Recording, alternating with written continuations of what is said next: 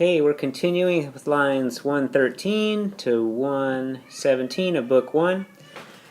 Unam quae licios fidemque vehebat oronten, ipsius antocolos ingens a vertice pontus, in pupim ferret, excutitur pronusque magister vulvitur in caput, astillam ter fluctus ibidem, torquet agens circum et rapidus vorat aequore vertex.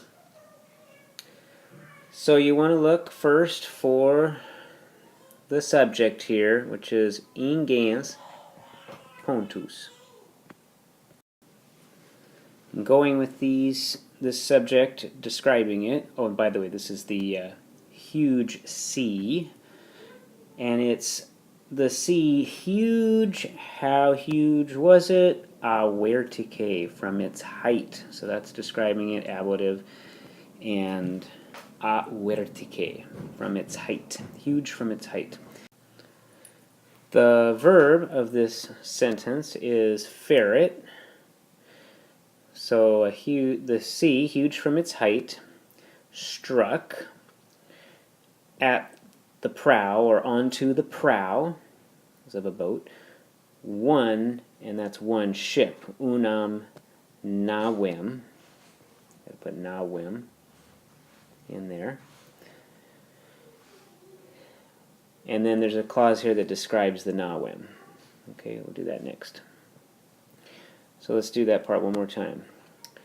A wave, the sea, huge from its height, strikes on the prow, one ship. And now we're going to describe this ship. Quae, that's the subject of this little, what we call a relative clause here. This part right here. So this is the subject of this part, and it refers back to the one ship, right? That's the antecedent of it, unam navem.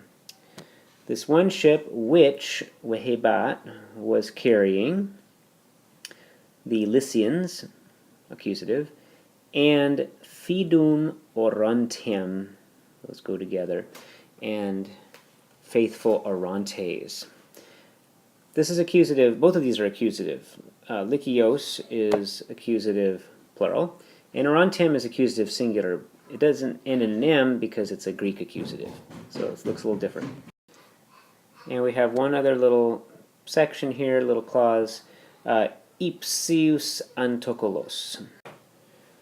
We're going to translate this as before the eyes, ante goes with the accusative, ipsius, of he himself. This is a pronoun.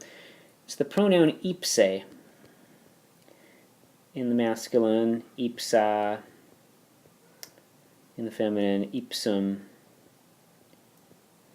And it means he himself, she herself, it itself. And it's just when we want to emphasize something, we use that ipse. That's the most common use that you might be used to.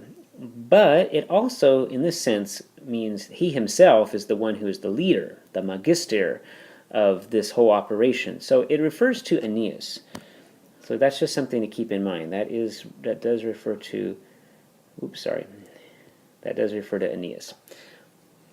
So we could say, this all happens, this sea, huge from its height, strikes on the prow, one ship which was carrying the Lycians and faithful Orontes, and this happens before the eyes of the master himself, Aeneas. What that means. Excutitur pronusque magister volvitur in caput. The subject is the magister, the helmsman of the boat. Pronus modifies it, it's an adjective. Headlong, head first. And this is the verb, excutitur, is struck. So we have the master, meaning of the boat, the one who steers it, is struck headlong. And you got to put in another et here. And he is volvitur, he is rolled, another passive verb there, in caput, onto his head. meaning head first. The master, so it's and the master is struck headlong and rolled onto his head, or head first. We don't know if he's struck on the boat, struck off the boat, doesn't matter, he's just struck from his place of steering it. Ast illam ter fluctus ibidem torquet agens circum et rapidus vorrat aequore vertex. New subject, the fluctus, the wave, and it's but a wave. The verb is torquet,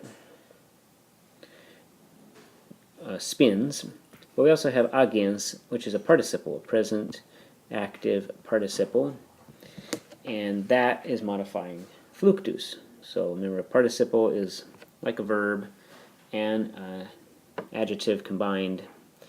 It's like a super adjective, and it describes this wave. This wave, agens, from ago, to drive, or to do, driving, and it's driving, what's it's driving? Illam, that ship. Illam refers to the Nawim, that ship, which was mentioned as unam here. We never actually said the word ship, but we were talking about ships before, so we understand that. Driving it, circum, around, spins it, ter, 3 times, ibidem, in the same place. You can break that word down into ibi, which means there, and the ending dem, which is from the pronoun also isdem, eadem, which means the same. So ibidem means in the same place. And then just a note on illam also, there's pronouns. So I just want to distinguish between the pronouns hic, which means this, hic, haec, hoc, we had that earlier, and then also ille, that. So by having this illam here, we know that we're not talking about the master, but we're talking about the ship, because that was mentioned earlier. So we were just talking about the master here, but then it says, but the wave driving around that one, meaning the boat, not this one, meaning the master, turns it around 3 times. So this illam is distinguishing that we're talking about the boat. Also, illam is feminine, and it goes with unam, the a tells you it's feminine, and so we know it's talking about the nawim. If it was the magister, it would have said hunk or something like that. Drives it around 3 times in the same place, and a new subject, rapidus vertex, a swift whirlpool, vorrat, devours or swallows it up, in aequore, and that could be either in the sea or by means of the sea, with the sea. You could say with or in. Keep in mind that with ablatives, a lot of times, if you just translate an ablative by adding by, with, or from, choose one of those, you're going to be pretty safe. So a swift whirlpool devours it by the sea, or with the sea, or even in the sea is okay. Any of those would be alright with an ablative. We understand that the sea is devouring it. How? Remember, ablatives answer how. How is it devouring it? By means of the sea. That's what's devouring it. Okay, next line's coming up.